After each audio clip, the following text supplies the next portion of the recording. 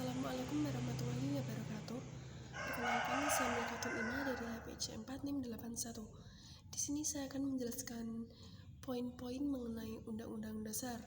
Yang pertama, sejarah pembentukan Undang-Undang Dasar 1945, sejarah peralihan ke UUD RIS 1940, sejarah peralihan ke UUD 1950, sejarah kembali berlakunya Undang-Undang Dasar 1945, dan latar belakang dilakukannya amandemen Undang-Undang Dasar 1950. Yang pertama yaitu sejarah pembentukan Undang-Undang Dasar 1945 dimulai sejak BPUPKI, Badan Penyelidik Usaha Persiapan Kemerdekaan Indonesia, yang dibentuk pada tanggal 29 April 1945. Badan ini bertugas untuk merancang konstitusi 1945 pada sesi pertama yang berlangsung pada tanggal 28 Mei sampai 1 Juni 1945. Kemudian pada saat itu Bung Karno menyampaikan gagasan dasar negara yang disebut Pancasila. Kemudian pada tanggal 22 Juni 1945, ke-38 anggota BPUPKI membentuk Panitia 9 yang diketuai oleh Insinyur Soekarno dan Mohatta sebagai wakilnya. Panitia 9 bertugas untuk merancang naskah Piagam Jakarta yang kemudian dijadikan sebagai pembukaan Undang-Undang Dasar 1945 dengan dihapusnya kata dengan kewajiban menjalankan syariat Islam bagi pemeluknya.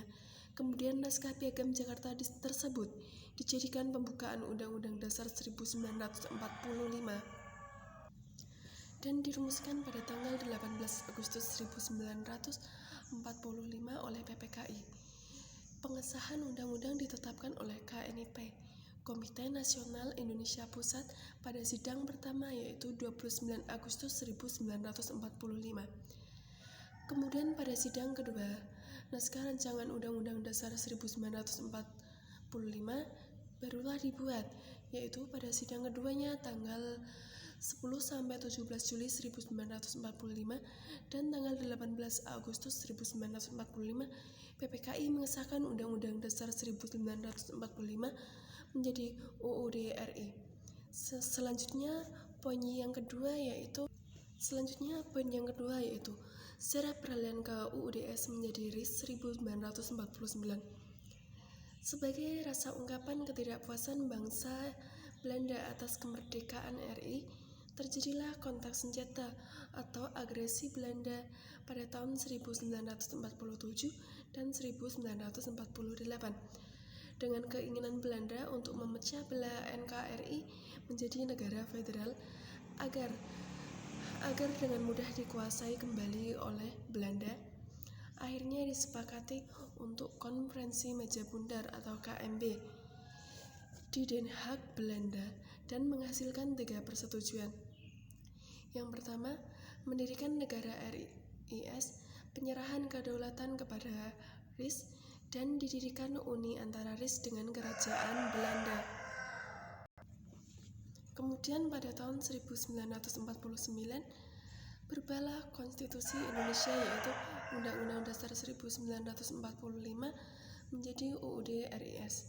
Maka berubah pula bentuk negara kesatuan menjadi serikat federasi, yaitu negara yang tersusun dari beberapa negara yang semula berdiri sendiri, kemudian menggunakan ikatan kerjasama secara efektif, atau dengan kata lain negara serikat adalah negara yang tersusun jamak terdiri dari negara-negara bagian.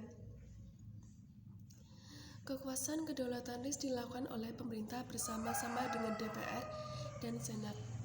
Sistem pemerintahan presiden berubah menjadi parlementer yang bertanggung jawab. Kebijaksanaan pemerintah berada di tangan menteri-menteri baik secara bersama-sama atau sendiri, bertanggung jawab pada parlemen. Namun demikian pada konstitusi RIS ini belum dilaksanakan secara efektif karena lembaga-lembaga negara ini belum dibentuk sesuai UUD RIS. Poin ketiga yaitu sejarah peralihan ke UUDS 1950. Ternyata konstitusi RIS tidak berumur panjang.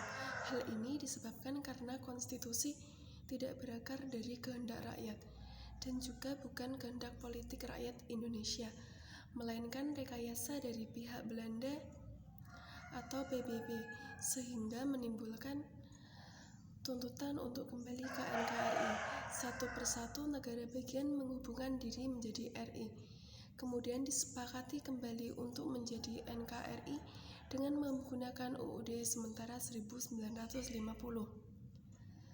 Bentuk negara pada konstitusi adalah negara kesatuan, yakni negara yang bersusun tunggal.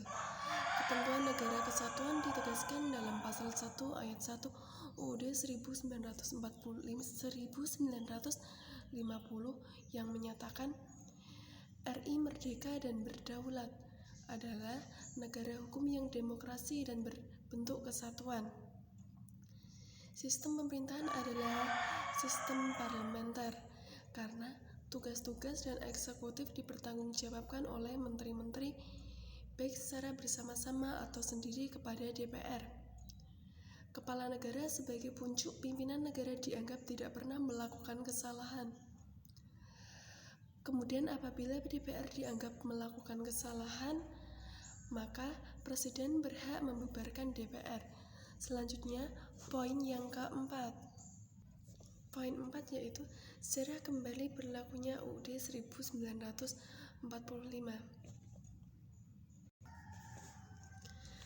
Pada periode ini, Undang-Undang Dasar 1945 diberlakukan kembali dengan dasar-dasar dekret Presiden pada tanggal 5 Juli 1959. Berdasarkan ketentuan ketatanegaraan, dekret Presiden diperbolehkan karena negara dalam keadaan bahaya. Oleh karena itu, Presiden atau Panglima tertinggi dalam angkatan perang perlu mengambil tindakan untuk menyelamatkan bangsa dan negara yang telah diproklamasikan pada tanggal 17 Agustus 1945. Berlakunya kembali Undang-Undang Dasar 1945 berarti merubah sistem ketatanegaraan. Presiden yang sebelumnya hanya sebagai kepala negara juga berfungsi sebagai kepala pemerintahan, dibantu menteri-menteri dan kabinet yang bertanggung jawab kepada Presiden. Sistem pemerintahan yang sebelumnya parlementer berubah menjadi presidensial.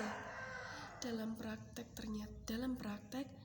ternyata Undang-Undang Dasar 1945 tidak diperlakukan sepenuhnya hingga tahun 1966. Lembaga-lembaga yang dibentuk baru sementara tidak berdasarkan pada konstitusional. Akibatnya, menyebabkan penyimpangan yang kemudian muncullah gerakan 30 September yang dipelopori oleh PKI. Gerakan tersebut memelopori gerakan anti-Pancasila, namun kemudian juga dipatahkan. Pergantian kepemimpinan nasional terjadi pada periode ini dan Presiden Soekarno didasari oleh surat perintah 11 Maret 1966. Kemudian pemilu kedua pada tahun 1972. Selanjutnya, poin yang kelima yaitu latar belakang dilakukannya kembali amandemen Undang-Undang Dasar 1945. Setelah mengalami perubahan hingga 4 kali, Undang-Undang Dasar 1945 merupakan dasar negara RI karena perubahan Undang-Undang Dasar 1945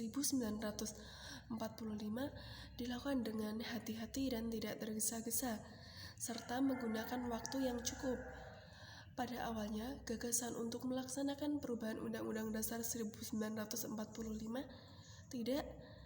tidak diterima oleh kekuatan politik yang ada, walau perdebatan pada Undang-Undang Dasar 1945 sudah banyak dibicarakan pada tahun 1970. Pada masa reformasi, agenda utama adalah pelaksanaan perubahan Undang-Undang Dasar 1945 yang telah terselenggara pada Sidang Umum MPR 1999 dan berhasil menetapkan Undang-Undang Dasar 1945 yang pertama, kedua, ketiga, dan keempat. Dahulu, setiap gagasan amandemen Undang-Undang Dasar 1945 selalu dianggap salah dan bertendensi subversi atas negara dan pemerintahan. Dengan adanya perubahan pertama 1999, mitos tentang kesaktian dan kesakralan konstitusi menjadi runtuh. Nuansa demokrasi menjadi lebih terjamin dan masa Undang-Undang Dasar 1945 mengalami perubahan. Keberadaan lembaga negara sejajar, yaitu lembaga eksekutif, yudikatif, legislatif, dan audiktif. Kedudukan lembaga tersebut lebih jelas dibanding sebelumnya. Masa pemerintahan presiden menjadi 2 periode dan presiden dipilih langsung oleh rakyat. Cukup sekian yang dapat saya sampaikan, kurang lebihnya minta maaf. Wassalamualaikum warahmatullahi wabarakatuh.